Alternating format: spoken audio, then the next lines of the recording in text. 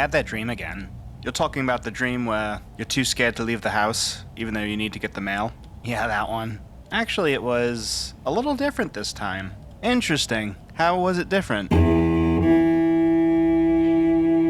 You know how in the dream I told you about before, I don't leave my apartment, I don't leave my apartment building. Yes, despite the fact you're waiting on a very important letter. Did you leave your apartment in this dream? I make it to where I always do. I'm at the door. And this impatience overcomes me. I'm not scared anymore. I'm not anxious. I'm not even depressed. And I want to see if that damn letter arrived. It was official. My bombastic, over-the-top fear was replaced by sheer boredom.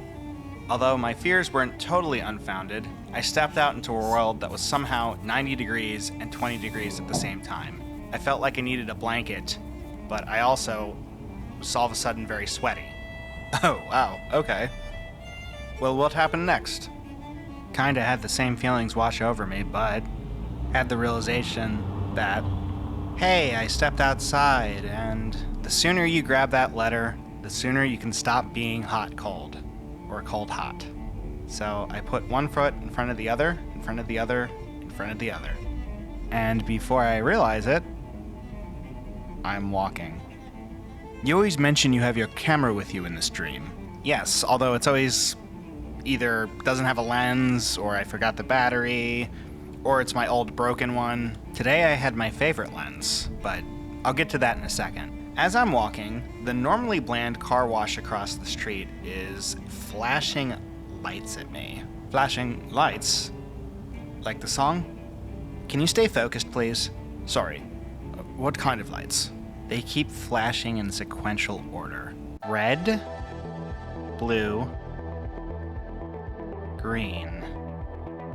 These are the colors that I think in all the time because I'm a photographer. Do you think there's any further meaning beyond that? Beyond your photography? I'm presented with a quilt of feelings, of all the different moments in my life.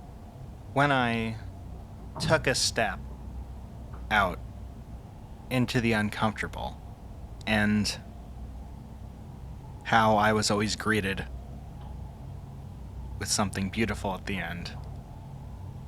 Sometimes it was money, or a really awesome friendship. That's how I got my car. You were always able to see things on the bright side, Angie. Even midnight, ma. Thanks, I like to think so. After watching the lights for a little while, I continue on my quest. Although, it's pitch black. All I can make out are little blobs, and those blobs keep getting smaller and smaller. Despite my fear coming back in full force, I decide to keep going. Go, Angie, go! It's still pitch black outside, but I'm starting to see better.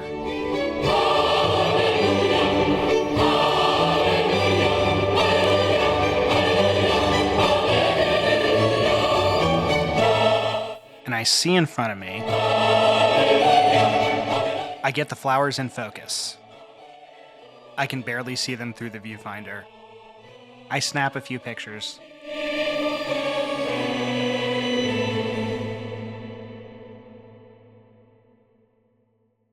How did they look? I mean, that's okay. That was only a dream, and you take really good pictures in real. No, they were really good.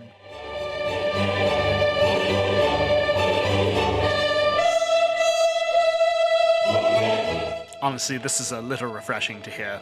A good dream for once. I get this sudden boon of confidence, and before I can resume my walk to my mailbox, I have to get past this certain tree. This tree is the basis of my terror. Why I didn't want to go outside.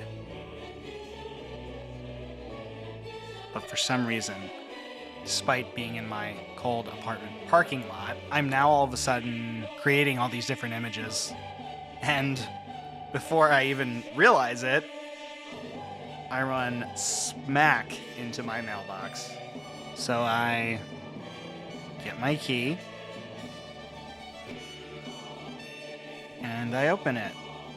Oh my god, that was one hell of a dream. Well, I gotta know. What was in your mailbox?